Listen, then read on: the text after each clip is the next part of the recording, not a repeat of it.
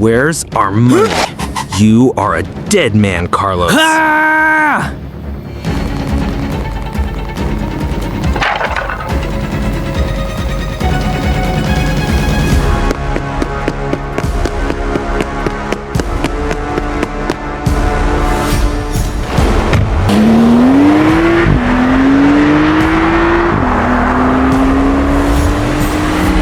We have to find that girl. She could identify us. Yeah, man. We will find her. Mark my words. We will find her.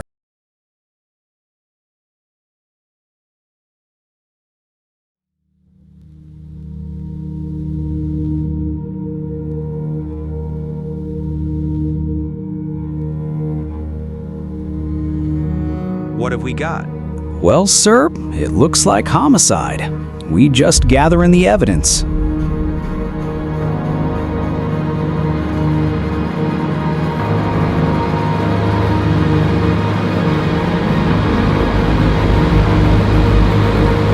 Here's what we do. We find the girl, disposed of her, and then we get the hell out of here. I hope these guys didn't follow me. I'm so scared. I must go to the police.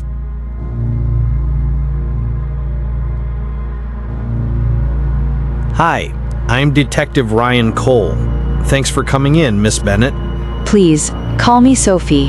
What happens now? Tell me what happened. What did you see? Well, there was 3 men, but I had a good look at 2 of them. They were beating up this other man, demanding money from him, and they stabbed him. It was so horrible. I'm going to show you some photos. See if you recognized any of them.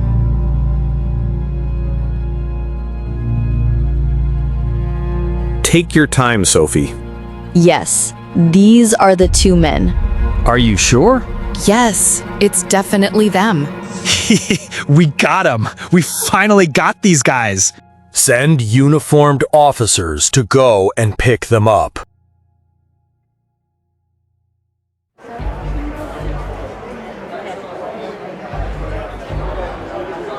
You did it. Did you kill that man? Are you guilty? Please tell your side of the story. We have evidence that these men are the killers, but our investigations continues. The 2 men has been arrested. We can't find the 3rd man. He might have fled the country. You will need to testify in court.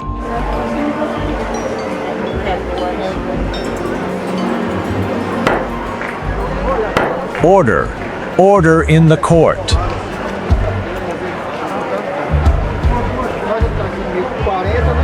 If the defendant is ready, please give your opening statement. Thank you, Your Honor.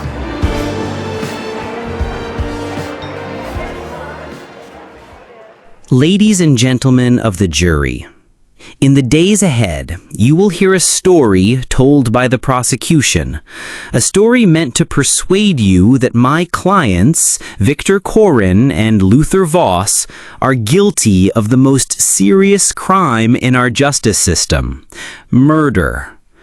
But let's remember, a courtroom is not a theater, and this is not a stage for stories. This is a place where facts must outweigh fear, and where proof, not speculation, determines a verdict.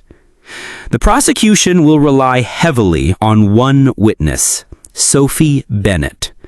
They will ask you to believe that her memory, formed in seconds under stress in a dim alleyway at night, is beyond question.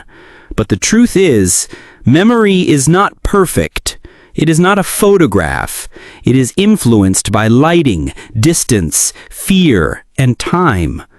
We will show you that Miss Bennett did not come forward immediately. We will show you that her account has changed in key ways. And we will show you that other possible explanations exist for what she thinks she saw that night. We will also present evidence and witnesses that the prosecution has chosen not to focus on. evidence that tells a very different story. At the end of this trial, when you have heard all of the testimony and examined all of the evidence, we are confident you will see the same thing we see, that the state's case is built on shaky ground. And when you do, the law will require only one verdict. The verdict that speaks for fairness, for reason, and for justice. Not guilty. Order. Prosecution, are you ready? Yes, Your Honor. Ladies and gentlemen of the jury, on the night of April 13th at approximately 11:40 p.m., Sophie Bennett witnessed an act of cold-blooded violence. She didn't hear about it from someone else. She didn't imagine it. She saw it with her own eyes just a few yards away. The evidence will show that the defendants, Victor Koren and Luther Voss, cornered a man in a narrow alley and together took his life. You will hear Sophie's testimony. You will see the surveillance footage that places them exactly where she says they were. And you will follow the timeline Detective Ryan Cole painstakingly assembled, a timeline that leaves no gaps, no confusion, and no reasonable doubt.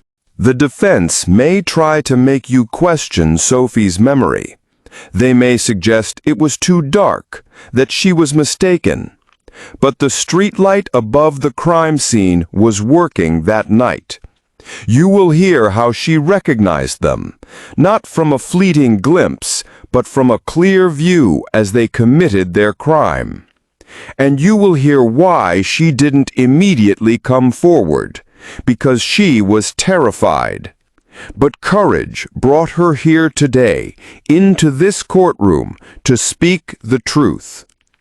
When all the evidence has been presented, when you've heard Sophie's words, seen the footage, and weighed the facts, there will only be one conclusion left, that Victor Koren and Luther Voss are guilty of murder in the first degree. At the end of this trial, I will come before you again and ask for the only verdict that justice allows, guilty. Thank you, Mr. Owen and Mr. Smith. Members of the jury, I remind you that your verdict must be based solely on the evidence presented here in court, the testimony you have heard, and the exhibits admitted into evidence. You must not allow sympathy, prejudice, or personal feelings to influence your decision. The burden of proof rests entirely on the prosecution, and the defendants are presumed innocent unless and until that burden is met beyond a reasonable doubt. Okay, the prosecution may call your first witness. Thank you, Your Honor. I call Ms. Sophie Bennett to the stand. Can you state your full name for the record? Yes, it's Sophie Bennett. Miss Bennett, where were you on April 13th? In an alley off Ridgemont Street, I saw them. Both of them. Do you see those men in this room? Yes, Victor Koren and Luther Voss. Objection, leading the witness. Overruled. No further questions, Your Honor. Does the defendant wish to question the witness? Yes, Your Honor. Miss Bennett, it was dark, wasn't it? There was a street light above them. But you were hiding behind a trash can, correct? I was hiding, yes, because I was afraid. Or mistaken. Objection, argumentative. Sustained. Move on, counselor.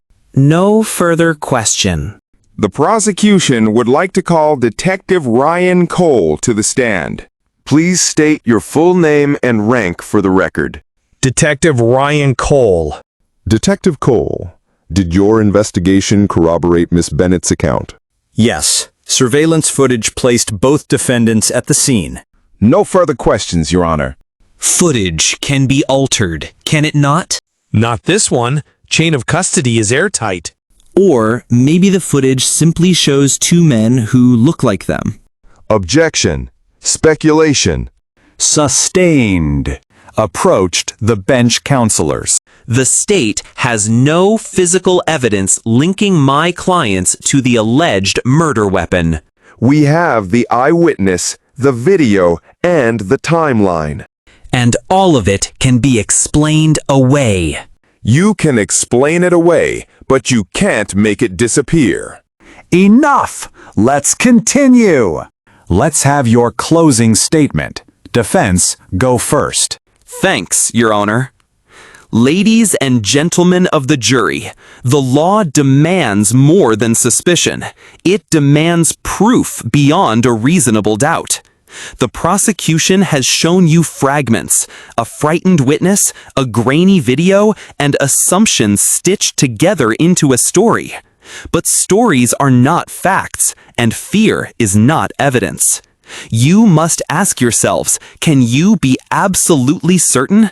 If there is doubt, any doubt, then your duty is clear. The law commands it, justice commands it. The only just verdict is not guilty.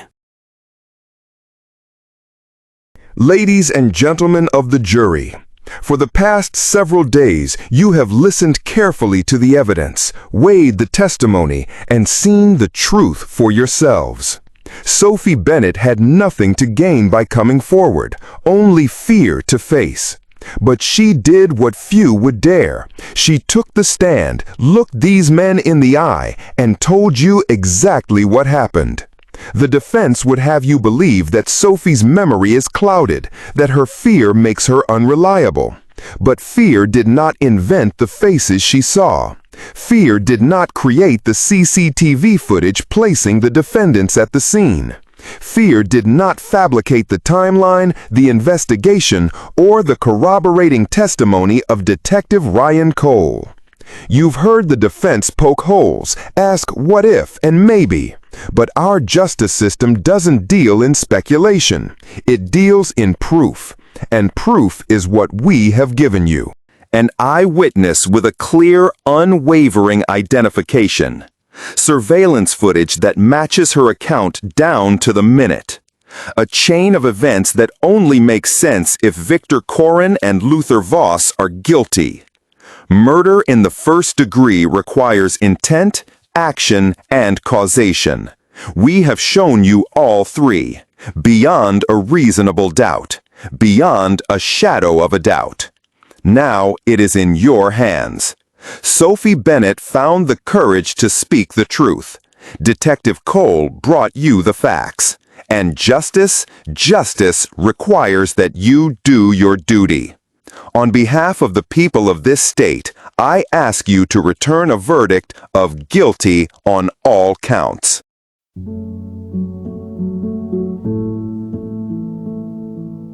Members of the jury, you have now heard all of the evidence, the arguments of counsel, and my instructions on the law.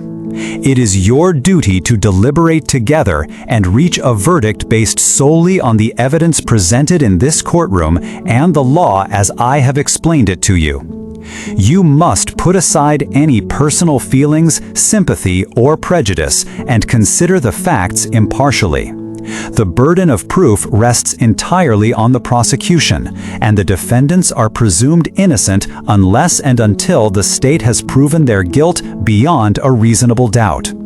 Your verdict must be unanimous. Discuss the case with one another, listen to each other's views with an open mind, and do not hesitate to change your opinion if persuaded by reason. However, you must never surrender your honest conviction solely to reach a verdict. You may now retire to the jury room to begin your deliberations.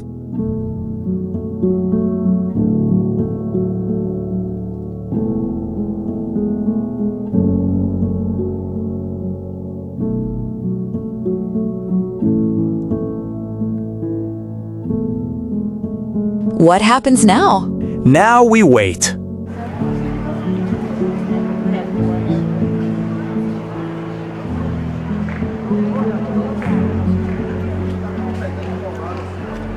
Come on, it's been long enough. Let's see if they're ready. Order. Order in the court.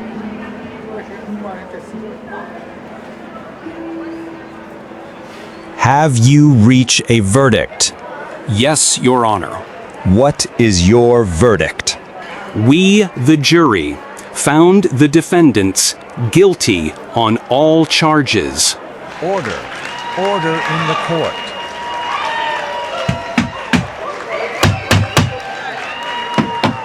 Mr. Victor Voss and Mr. Luther Koren, you have been found guilty of murder in the first degree. You will be sentenced in 2 weeks from today. This court is adjourned.